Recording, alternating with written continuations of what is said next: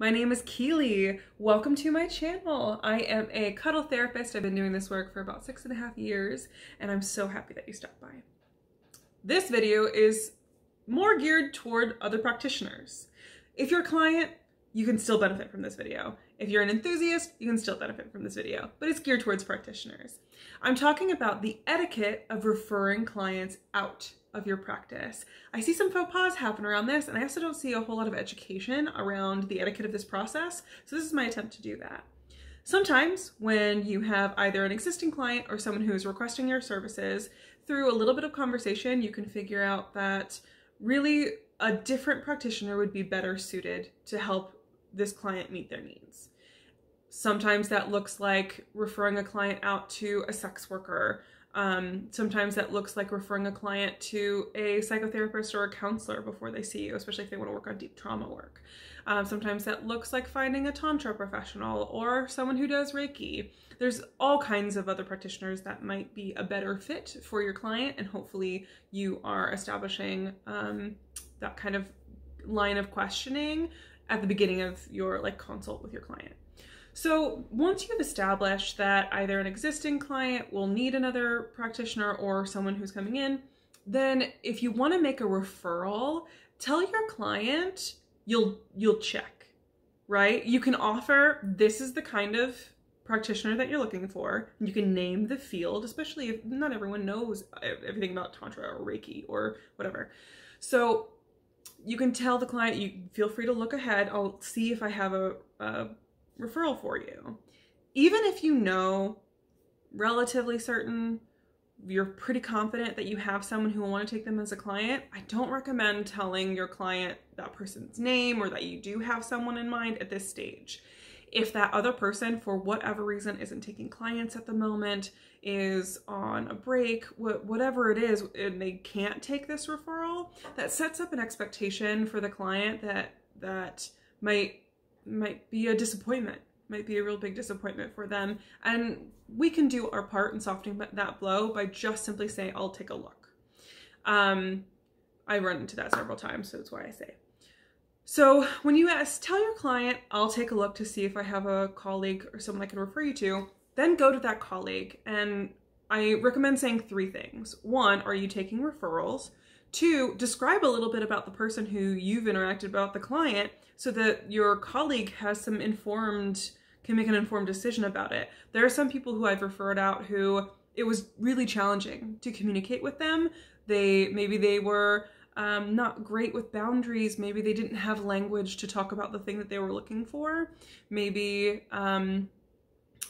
there's all different kinds of reasons why I would tell the colleague who I'm referring to a little bit about the client, so that they have a better understanding of whether or not they can accept this person. And then the last thing is ask that person how they want the client to contact them.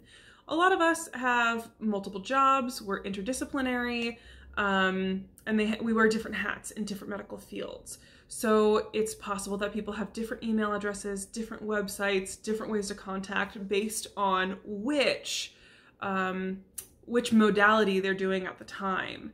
So the information that you have for them, especially if they're your friend, it could be a personal email, right? Might not be the best way for a client to contact them. So when you contact your colleague, it's, are you accepting new clients? Here's what I know about this client that's relevant to you, and how do you want me to contact them? Then you can take that information and go back to your client.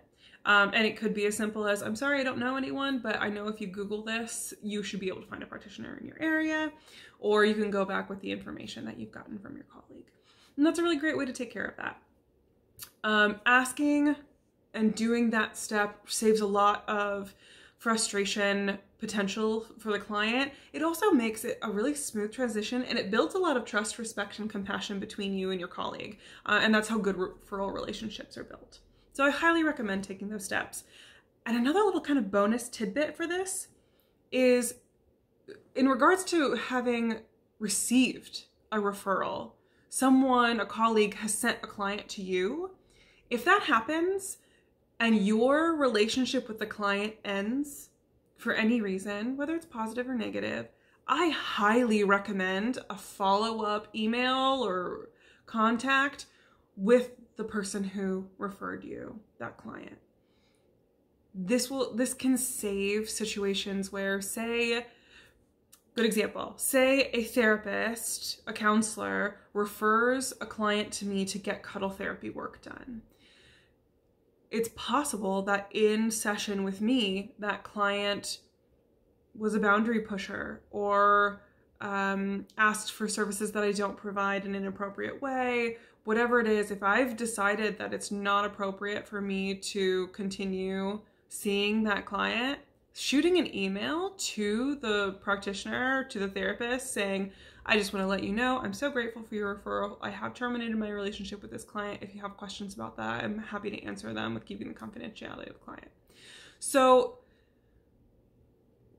what that'll prevent is if that client has a really challenging experience with us and we've terminated our relationship with them, and then they go back to their therapist and say how horrible the experience was with us, one, that might really damage our referral relationship with that therapist. They might think that we're unprofessional or have harmed clients, etc.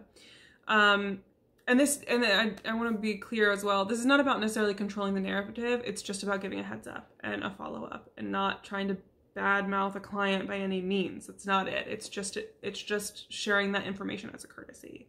It can maintain the health of your relationship, and it can also give the therapist a really, really good information about how best to help that client process that experience, right?